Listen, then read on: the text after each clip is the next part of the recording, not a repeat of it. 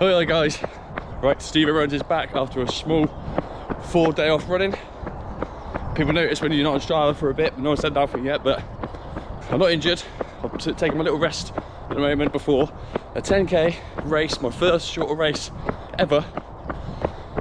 And I want to talk to you quickly about the scariest moment that's ever happened to me in my entire life during that 4-day break. So it could be dramatic.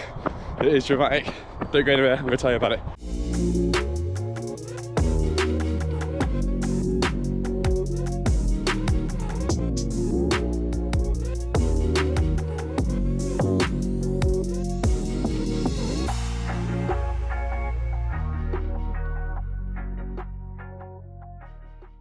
Okay, so thank you for joining once again, guys. Stevo Runs, channel created for like-minded people looking to become fitter, happy people. Alright, so I'm on a nice long run today. It's Tuesday. As I said, I've not ran for 4 days. There's a reason for that. I was on my down week last week, starting a taper, and what I'd done was went away for the weekend with the lads, 6 of us, to the Isle of Wight on a fishing trip where we go around all the coasts, sea fishing, our first time properly beach fishing, and that's the plan. Get some rest, recoup for this week, taper in, ready for Sunday, which I have a 10k in Brackley, my first ever short race. For some reason I've always ducked straight into half marathons, stuff like that. So I'm excited for that. My legs feel refreshed, really refreshed in fact. It feels great today to get back on it. Give a chance for my ankles to settle down. I've pain in less in the one that was broken than what was in the right one, but that seems to have completely gone over the 4 days, so that was a rest I've much needed after consistent training for, it feels like months. I don't know, when I broke my ankle I was glad to come back. I've been up in mileage, up in mileage, up in mileage, all the way up to 40 miles a week. So it feels like the training's gone great for that. And now it's just getting to the race line in good condition so I can go and give it my all on Sunday. See what I can do. I've got no targets in mind. I'm not going to say try and do sub 40, 10k. If I pulled it out of the bag, I'd laugh.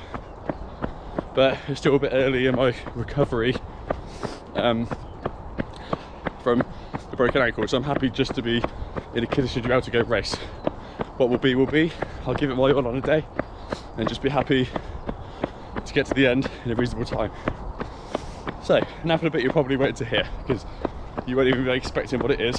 It weren't a health scare, there's nothing like that. But as I said, we went to the Isle of Wight fishing, okay? The weather was absolutely scorching each day. What we didn't know was the layout of the land. We thought we'd be able to take all of our gear, we was well equipped, tents, everything.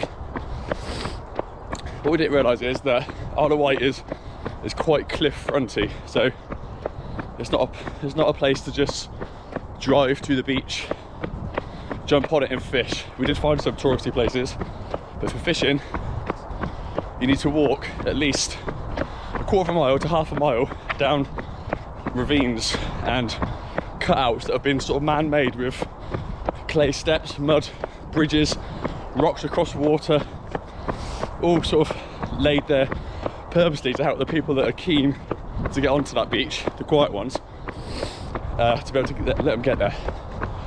So first night, found a perfect little private beach.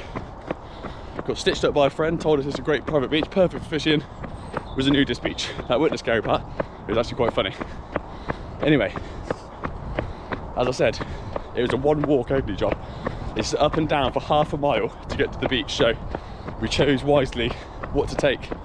Warm clothes, something to put on when it gets dark later to sleep, and your fishing gear. That's all you could take, right? We opted against taking our bivvies, which is tents, and we opted against taking our beds, which is a big bed chair. The weather was 30 degrees all through the day, and we took our chances, slept on the beach with just a coat and a hat on. Got a bit windy and a bit miserable, but we caught fish through the night, I won't bore you with those things, you're not here for that. I'm just to tell you the scary story. So that night went without a hitch.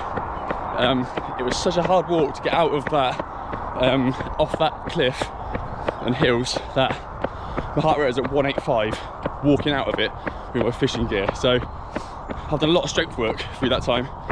It was restful for most when you just sat fishing, but the walking we done was enough to feel like it was great training, and just what I needed to get legs to get over. Anyway, that walk was so hard, we decided to move on, which we decided was going to do anyway. So we move along the beach, 10 miles in the van to find the next spot. It took us hours to find, and we found another really difficult walk down to the beach, but one was a bit flatter with some steep bits, all the same with muddy clay hills. So the sun is shining as it was the day before, not even thinking about the weather. We went out with the same gear. This time I took my bed chair for a bit more comfort because of the bugs on the beach. So I'm carrying a heavy chair, my bag on my back, all my fishing stuff on my arm. I ain't got a single bit of carrying left in me. I couldn't have stuck another thing on me. So you get out to the beach, we sit all day, the night comes around, stayed sunny all the time, no one considering what may turn up. Bear in mind, it's a half-mile walk to get to the back of our van. We've got nowhere to sleep, even if we end up there. So it starts to get dark. We're all laid there sleeping, relaxing, waiting for the fish, and we see lightning and thunder in the background, really far out at sea. It's like, oh, that is so pretty to look at. We was all quite chuffed about it. In fact, it was really nice to see. So remember, we've got no sleeping gear, no tents, no umbrellas, no cover whatsoever. Anyway, half hour later, well, that was then, it comes to 12 o'clock. We're all laid in our beds, in our sleeping bags, sleeping. You feel the patter of rain, and suddenly it absolutely chucks it down with rain, and there's thundering and lightning right overhead. A freak storm of the ocean just turned up, totally unexpected. Now that set off some panic because we have nothing there. It suddenly turned into each man for themselves because we all had our own gear. There's going to be no help. Whatever we did, we had to make a quick decision. Do you just sit on the floor and get absolutely drenched and a chance of being struck by lightning on the beach, which is high chances with your rods, whatnot, or do we get our stuff and make our way probably 1/4 of a mile to just under half a mile out of this ravine? Bear in mind, I nearly fell off this ravine on the way in there with no gear. When we were scouting the place out, my foot slipped off the edge. I twisted both my ankles on the way down, which held, luckily. So the quick decision was made that we need to grab our stuff and go. Now 2 of them were sharper than me, they was already gone. Not knowing that how heavy the rain was going to get before it's a passing shower. My brother then said, I'll get myself and going. There's 3 of us left there, just sort of half asleep, thinking, shit, what now? So we packed our gear up, anything we could carry, which I had to leave my pillow there and everything, so I retrieve another time. We got all the stuff we could, probably 100 pound of weight of gear to get up this ravine that fell, literally falls to your death on the right hand side. It's 12 o'clock, I'm by myself with just a head torch, it's pitch black, apart from my head torch, going through this windy thing with a drop down into the cliffs on the right, which I'd almost nearly fell down. The water's pissing off the man-made steps that were all clay. I couldn't even get up them without the stuff, so I had to take one item at a time up these certain hills to get out. Thundering and lightning above.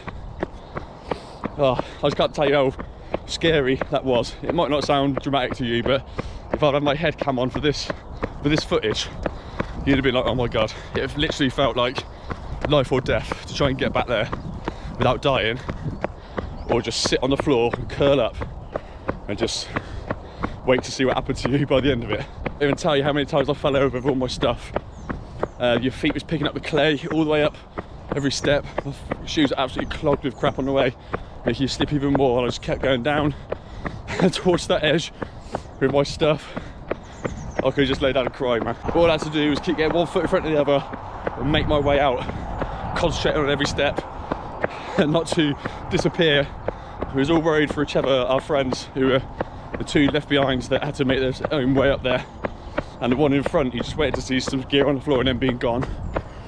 And then sat anxiously in the van at the end, hoping the other two would arrive. And thank God they did. Otherwise, we was planning a mission to try and help each other after we got to the top. So thankfully, it didn't turn into that. And ended up being a good news story. Shocking. Scared the absolute shit out of me. But anyway, I got out safe. It took me about half an hour, it took me 35 minutes I think from the beach to get to the van, where we just sort of sat in the vans thinking, holy fuck, what just happened then? Absolutely caught out.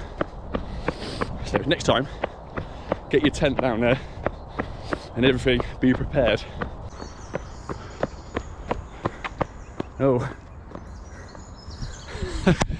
Maybe they had a worse Saturday night than I did. In fact, I'm kind of glad that happened on that Saturday now. Now we're over it, we're talking about it a lot. And as all said, it's one of the scariest things that ever happened to us. But the fishing was quite uneventful. Hindsight says we're glad that happened now, because the fishing was really uneventful on that Saturday. We was in a dead spot on the beach, no bites, and then it turned into absolute chaos in like the space of 2 minutes. So, good story to tell at the end of it, rather than I sat on the beach and caught nothing. So, all good. Anyway, that was a really good trip after that. The whole weekend was great and it was perfect. I'm now preparing for Sunday's race. Back onto running talk now. Hope you enjoyed my scary short story. And I'll be cameraing on Sunday to see how this race goes. My first ever 10k race. I've never even done a 5k race that I can remember. Nearly 12 trials, so looking forward to set out with me and going through that. Stevo's back on the road. I'm not injured. I've been off, taking a nice 4-day break and absolutely loved it. The weather's perfect. I generally feel completely refreshed for this race coming up on Sunday. So thanks for listening along, and I might speak to you before then, but if not, I'll see you Sunday at the race, see what we can do as a competitive run. All right, see you then. Ciao for now. Stevo runs.